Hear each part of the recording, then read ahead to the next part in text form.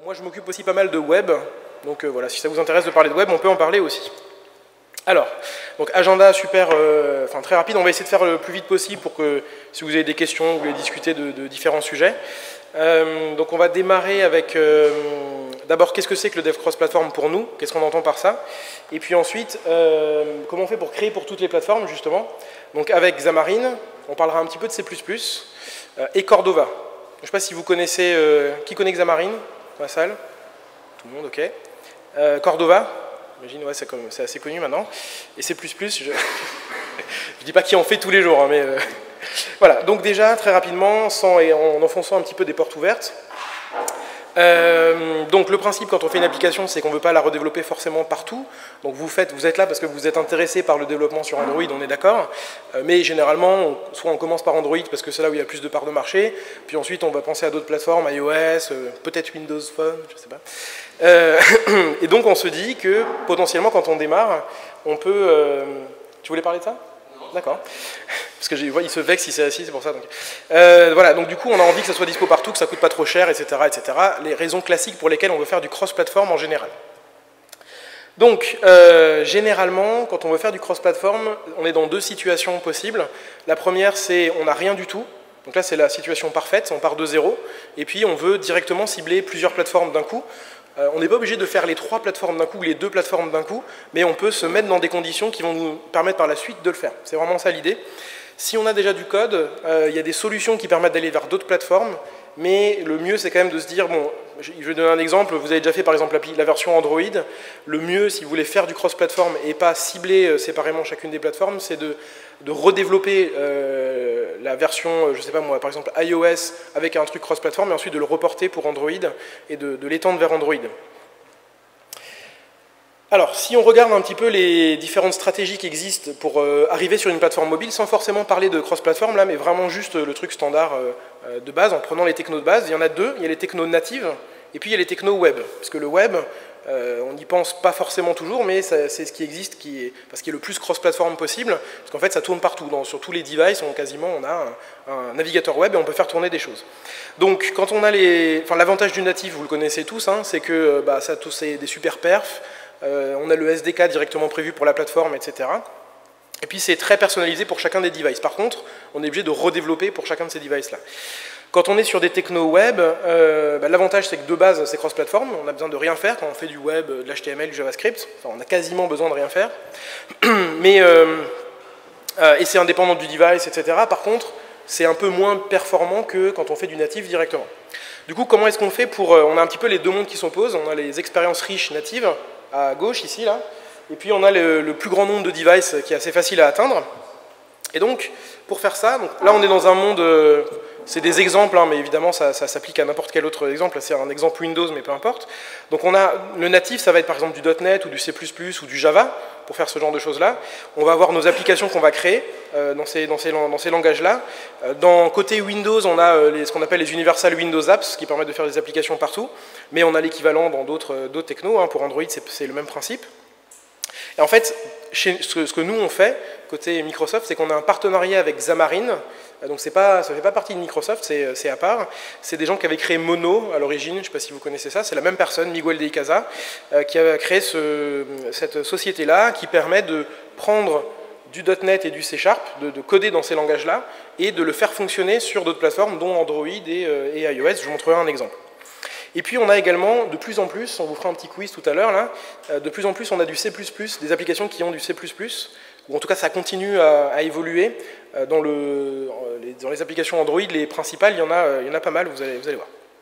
Et donc l'idée c'est d'avoir des outils, et c'est ce que nous on essaye de fournir dans Visual Studio, pour vous permettre de faire du C++ cross-platform, par exemple. Et puis si on prend l'inverse, on se dit, bon, on part du web, ok, c'est moins performant, puis en plus, on n'a pas vraiment accès aux fonctionnalités du device, c'est de mieux en mieux, mais c'est pas parfait. Comment on fait pour attirer tout ça de le tirer un petit peu vers l'expérience riche et ce qu'on a côté natif normalement, c'est avec des outils comme Cordova. Il y en a plein d'autres qui existent. Là, on prend cet exemple-là aussi parce que c'est un des plus répandus et c'est celui qu'on peut utiliser, notamment dans Visual Studio, puisque c'est l'objectif de ce talk. Alors, on démarre avec Xamarin. Donc l'objectif, pour ceux qui ne connaissent pas forcément, l'objectif c'est super simple, c'est de prendre le langage C#, qui est l'équivalent, pour schématiser, hein, de Java côté Microsoft, et qui donc tourne dans un framework qui s'appelle .NET, et qui permet de créer des applications normalement dans le monde de Windows. Et en fait, ce qui se passe, c'est qu'on va avoir, vous voyez ici, la logique de l'application qui est partagée entre tout le monde. Donc ce que propose Xamarin, c'est que le code métier, lui, ou le code même d'accès aux données et tous ces trucs-là, celui-là, il est dans une librairie qui va s'exécuter de la même manière sur Android que sur Windows, etc. Donc ça fonctionne sur Android, on peut coder en C# pour Android.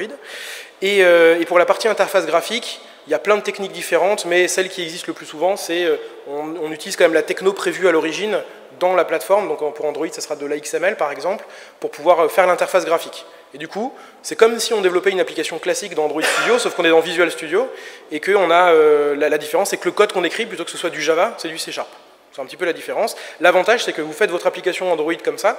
Je vais vous montrer un exemple tout à l'heure, vous allez voir, ça marche plutôt pas mal. Et du coup, à partir de là, vous avez direct plein de codes que vous pourrez réutiliser le jour où vous voudrez viser une autre plateforme, grâce à justement Android. Donc ça, je vous le montrerai après, mais l'avantage qu'on a, c'est qu'on a des designers directement dans Visual Studio, qui marchent à la fois pour iOS, Windows Phone, et surtout pour Android. Donc ça inclut le designer directement, qui est chargé ici.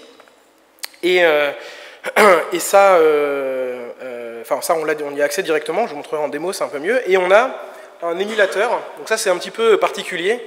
Si on m'avait dit ça il y a 2 ans, j'aurais pas forcément cru que c'était possible, mais maintenant quand on installe Visual Studio et qu'on coche cross-platform, ça installe Chrome, le Android SDK, ça installe Java, ça installe tout un tas de trucs que ça n'installait pas du tout avant, justement pour pouvoir faire du cross-platform, et en plus de ça, ça installe un émulateur Android qui tourne en Hyper-V, donc qui est assez rapide, qui est bien pour démarrer. Après, pour aller un petit peu plus loin, je pense que tout le monde, beaucoup de personnes ici utilisent Genymotion, je sais pas si, je pense que je vois pas mal de gens qui font comme ça. Donc c'est très bien, ça fournit plus de choses que ce qu'on a nous. L'avantage, nous, c'est juste que de base, on a une bonne expérience pour pouvoir débugger. Alors, je vais vous montrer rapidement à quoi ça ressemble. Donc ici, j'ai une appli, alors on ne voit pas très bien. Je vais essayer j'hésite à changer la résolution. Si je le fais, on va me tuer sur la vidéo, non? D'accord. Donc une hésitation me dit que non. Donc du coup, je vais essayer de zoomer comme je peux. Donc en gros, on a une arborescence. Donc là, je suis dans Visual Studio, j'ai un projet qui a déjà été créé, qui est un sample qu'on peut trouver qui s'appelle TOPK. Je vais vous l'exécuter pour que vous voyez à quoi ça ressemble. Et derrière, en fait, on se retrouve avec ici des fichiers XML qui sont ici, c'est des ressources classiques Android. Donc si je regarde, je vais en ouvrir un. S'il me laisse... Ah oui, alors pendant qu'il exécute, évidemment, il ne veut pas. Donc voilà, ça c'est le résultat de l'application, dans lequel on peut taper... alors on ne peut pas taper au clavier, mais on peut mettre des choses comme ça, etc. Donc c'est une application super classique de quiz, on choisit son avatar, on fait sign in, on fait OK. Hop, et voilà. Et après, c'est juste pour vous montrer que c'est pas parce que c'est une application cross-platform qu'on a des perfs qui sont mauvaises. Là, en plus, je suis dans un émulateur, et donc j'ai accès à ça, c'est un truc de quiz, je navigue à l'intérieur, j'ai les animations classiques, et j'ai un look and feel qui est Android, même si c'est une application qui a été développée dans Visual Studio. Puis après, bon, je vous passe les détails, mais on a accès à tout ça. Donc toutes ces animations et toutes ces choses-là, c'est fait avec des technos que vous connaissez vous, et au final, parce qu'au final, le principe, c'est qu'en C#, vous avez accès aux API Android classiques. C'est juste la différence, elle est juste là. Et ensuite, c'est le système Xamarin qui va faire la translation dans les différents systèmes en fonction de, ici ça se passe d'une manière, dans Windows ça se passe d'une autre manière, etc. Et je vais vous montrer un tout petit exemple. Si je l'ouvre ici, je vais essayer de ne pas prendre trop de temps sur ça. Qu'est-ce que je vais prendre? Si j'ouvre ce fichier XML qui est là, donc il ouvre dans un éditeur dans lequel il n'y aura pas grand-chose parce que c'est tout basé sur des vues, etc. Mais on a accès, s'il veut bien me le charger, à une boîte à outils à gauche ici, dans laquelle vous ne voyez absolument rien, mais faites-moi confiance, il y a bien marqué Switch, etc. Donc c'est tous les contrôles classiques Android, dans lequel je peux par exemple dire que je veux déplacer un bouton. Donc on peut faire du WYSIWYG avec du drag and drop. On peut utiliser l'éditeur graphique qu'il y a dans Visual Studio avec cet éditeur-là pour justement pouvoir construire son interface et la préconstruire. Puis ensuite, derrière, évidemment, on a accès à tout le code XML qui est généré, qu'on peut modifier, adapter si on a besoin, etc. Donc l'intérêt qui est là, c'est vraiment de se dire maintenant j'ai mon code C# dans mon app, je peux la sortir dans une librairie et je peux la réutiliser, je peux réutiliser ce code-là dans mes autres plateformes. Ça va? Ok. Alors, puisque c'est la suite Cordova. Donc Cordova, promis que je te laisse assez de temps après. Donc pourquoi le web? Ce que j'ai expliqué tout à l'heure, parce que ça permet de toucher de base plein de devices différents, je ne m'attarde pas dessus. Il y a une des choses, simplement, c'est que le web, c'est responsive depuis très longtemps, on sait bien le faire, ce qui est un peu plus compliqué dans les applications. Quand on a des apps qui marchent à la fois sur tablette et sur mobile, parfois c'est un petit peu compliqué à adapter. Ça commence à arriver, mais c'est pas encore forcément très simple, alors qu'en web, on a plein de trucs qui existent depuis longtemps pour le faire. Et du coup, c'est pour ça que beaucoup de personnes choisissent ça. Donc après, se pose la question, quand on a un site web, pourquoi pas juste rester dans un site web, et pourquoi pas, enfin voilà, juste faire un site web, les gens ils s'y connectent, et voilà, plutôt que de l'embarquer dans une application. Mais en fait, il y a...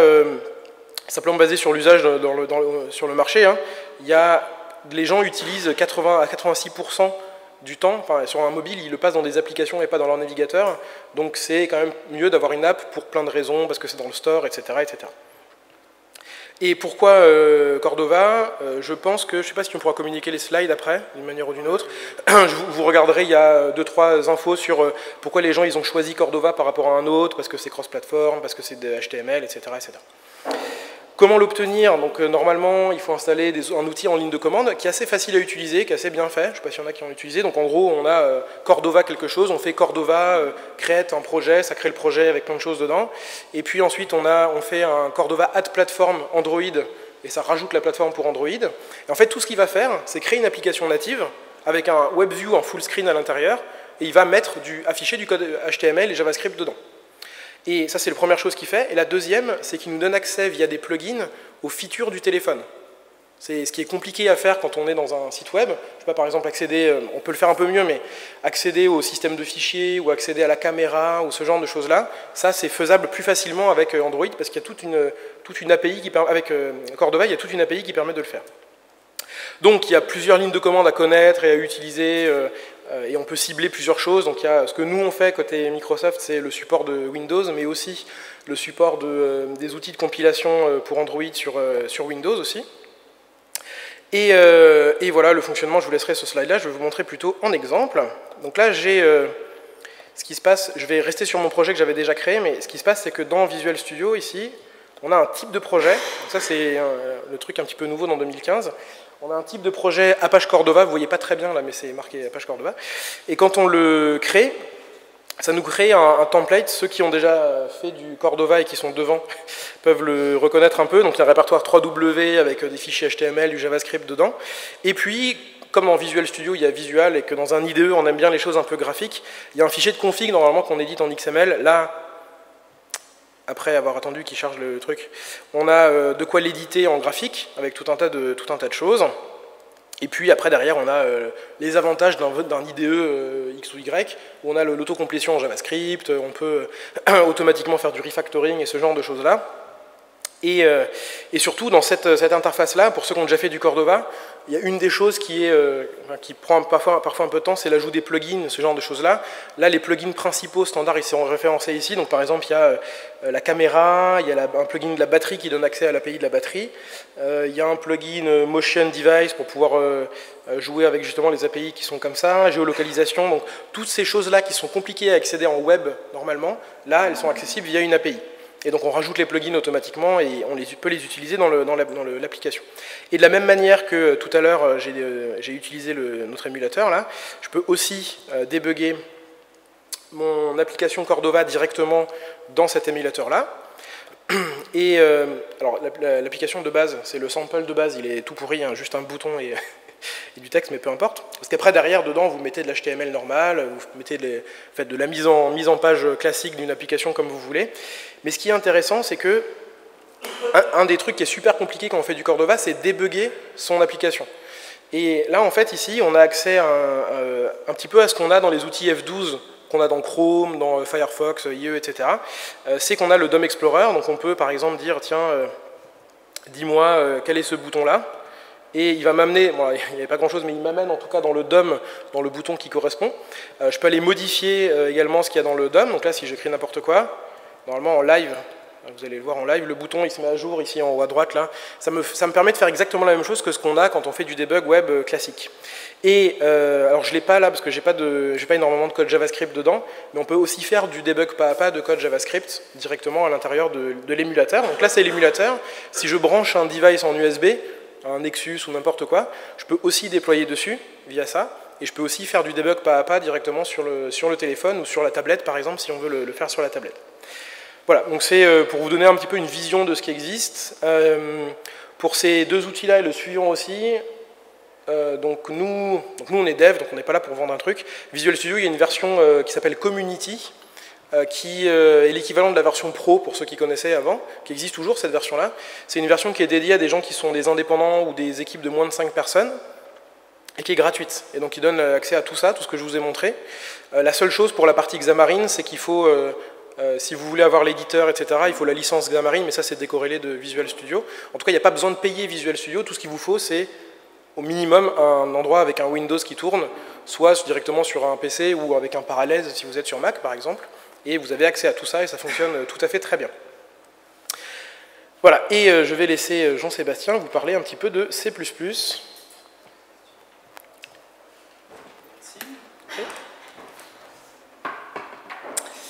Alors, il y en a encore, C++, et juste avant de commencer, un petit quiz d'après vous. Combien d'applications au top 50 des applications Android contiennent aujourd'hui du C++? Alors, vous avez majoritairement. Alors, vous avez le choix entre aucune, 10%, 40%, 80% et 100%. Attention, il y a des goodies à gagner, des magnifiques chargeurs de téléphone. Eh bien, j'en ai que 4, donc ce sera le premier rang, s'ils répondent avant. Voilà, je sais pas. 100, non. Et non plus. Alors j'ai vu un 80 là-bas, après les autres je sais pas dire. Du coup je fais le réseau bon, je fais le réseau ta presse pendant que tu fais ça. Donc c'est bien 80%. Et du coup dans les... du coup, on peut switcher comme ça. Du coup dans les applications, vous voyez qu'il y en a pas mal, on en a entouré quelques-unes qui sont pas mal intéressantes. Mais dans toutes celles qui sont... Alors vous ne voyez pas bien à l'écran parce que c'est la même couleur partout.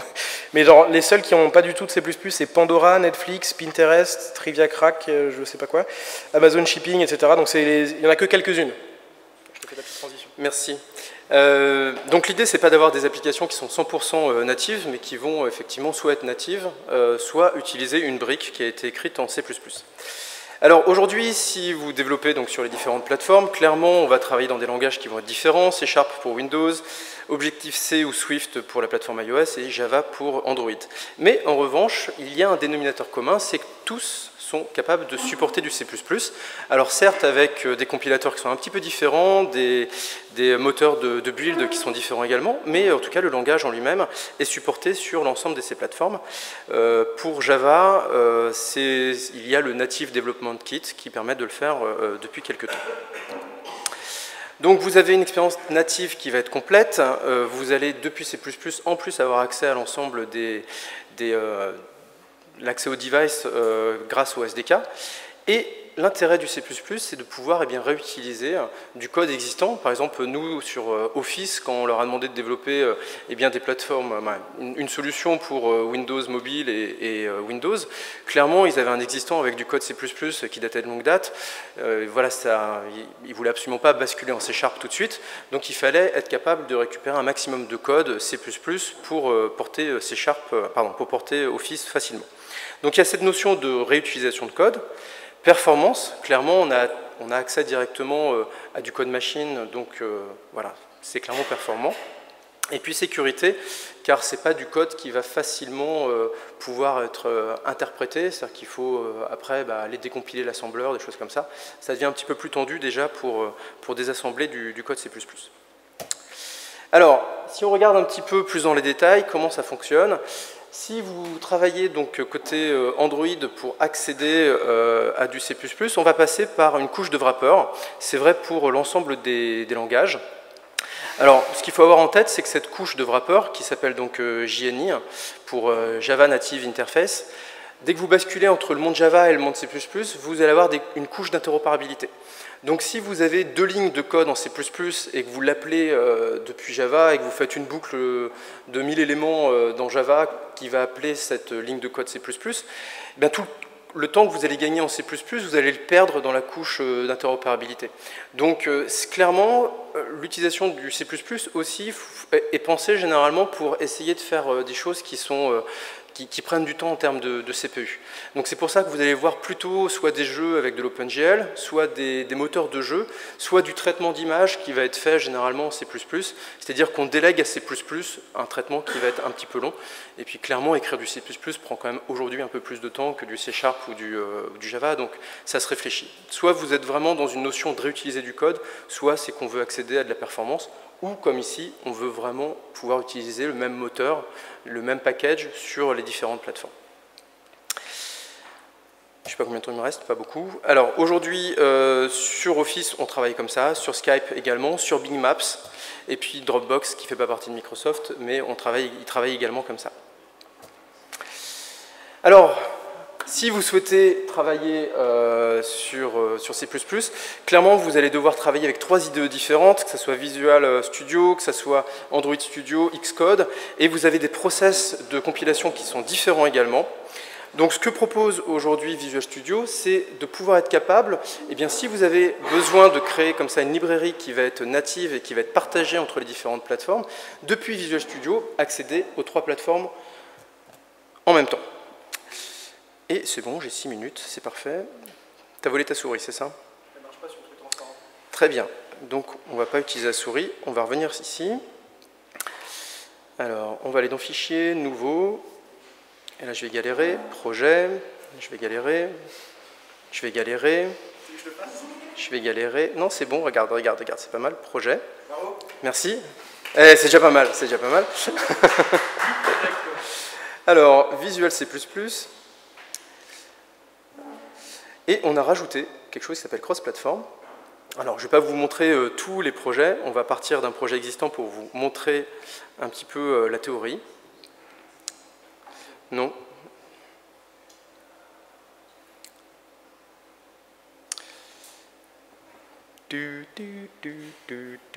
Non. Ah si, voilà. Alors, ça va être très lisible, mais il va falloir me croire sur parole. Ici, en haut, vous avez une partie qui va s'appeler code partagé. Alors, ce qu'on a fait, c'est qu'on a 3 projets. Je ne sais pas si on voit, mais je vais vous montrer. Tout en haut, il y a quelque chose qui s'appelle Android Static Library, iOS Static Library et Windows Static Library. Donc, ce sont des coquilles vides qui vont simplement aller puiser du code qui est dans une rubrique qui est en dessous, qui s'appelle Shared. Donc tout le code C++ va être partagé entre ces 3 composants. Donc vous allez faire vos modifications que dans le code qui est partagé.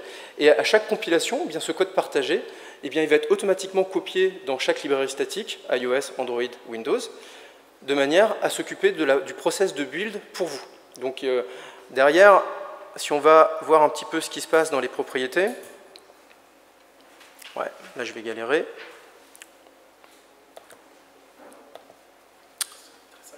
Menu contextuel, propriété. Alors ici, vous pouvez voir que vous pouvez choisir le langage. Vous avez le choix, la plateforme de compilation. Donc soit ça va être du C-Lang, soit c'est du GCC. Et puis ici, vous pouvez choisir également quelle plateforme vous souhaitez cibler en termes de level d'API. Donc ça va être KitKat, Lollipop, ainsi de suite. Donc on peut faire un certain nombre de manipulations. Et avant de vous montrer un peu plus le code, vous pouvez du coup compiler, sauf que je me suis trompé de projet, on va faire cancel, allez cancel, cancel. Alors je vais me mettre sur, oui, je sais, on va se mettre sur projet de démarrage. Là je lance donc du coup le projet Android dans l'émulateur Visual Studio. Alors c'est une native activity, hein, parce qu'on ne sait pas gérer du Java. Donc ce qui se passe, c'est qu'on va là déporter complètement tout le code dans la partie C++. Donc là, le projet que vous allez voir, c'est un projet 100% C++ Android qui fait tourner du coup de l'OpenGL. Et vous avez un magnifique cube. C'est merveilleux. Oui, c'est un peu le par défaut. Alors, pour vous montrer qu'on est capable quand même de mettre à jour tout ça, je vais aller dans le code C++, qui est donc partagé. Je vais aller dans le shader, qui doit être quelque part. Oh, putain. Qui est quelque part par là. Ici. Donc, le shader, il permet de choisir la couleur des pixels qui vont être affichés. On va lui mettre une couleur qui va être blanche.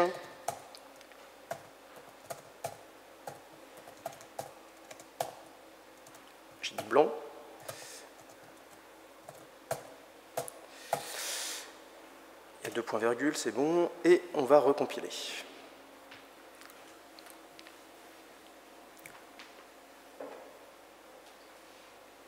C'est bon, j'ai 3 minutes, on est large.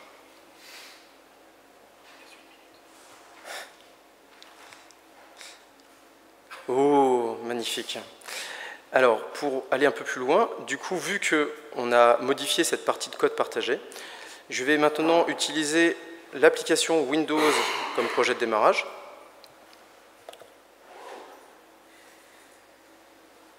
Pour montrer qu'on est capable vraiment de faire du vrai cross-platform. Là, je vais builder un projet qui va être en local. Alors, on pourrait le faire pour iOS aussi, mais pour iOS, il y a une petite complexité, c'est qu'il faut déporter en fait la compilation et l'affichage du coup vers un Mac qui est distant. Donc, on peut voir du remote debugging. Voilà, on a la même expérience sur Visual Studio. Et donc, si on voulait le faire sur iOS, il faut avoir un Mac à côté et faire du remote debug pour aller directement utiliser le Mac pour compiler et pour faire l'affichage. Cool. Voilà. Et donc, pour la partie C++, je prends un micro, t'en prends un autre. Pour la partie C++, donc là, on a montré un cube qui tourne, donc c'est joli, c'est cool, mais sur les vrais projets, c'est pas forcément ce que vous faites tous les jours. Le but dans C++, c'est juste de partager le code métier, encore une fois. Donc après, pour l'interface graphique, il faudra utiliser les technos de chaque langage. Donc pour Android, vous utiliserez ce que vous avez l'habitude d'utiliser. Et ensuite, il faut faire de l'interop entre cette partie d'affichage et justement le code métier qui est derrière. Donc il n'y a pas le choix dans tous les cas, à moins de refaire toute l'interface vous-même en OpenGL. Je ne pense pas que ce soit forcément ce que vous ayez envie de faire. Vous pouvez le faire comme ça et utiliser de l'interop. Voilà, donc ça conclut un petit peu tout ça. Et merci pour votre écoute, j'espère que ça vous servira un petit peu, que ça vous a éclairci les choses, ou pas peut-être. Et on peut en discuter après, parce que là on n'a plus du tout de temps pour les questions. Voilà, merci beaucoup, à bientôt.